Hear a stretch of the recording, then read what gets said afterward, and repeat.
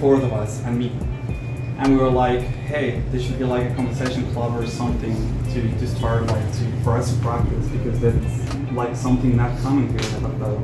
And we started a group that was called Easy Talk by that time. It was I have lived here in Apartado all my life. Right now I'm working in a call center at home, and well, it's different because in a call center you have to talk in English for work, and here you are talking with... What do you do?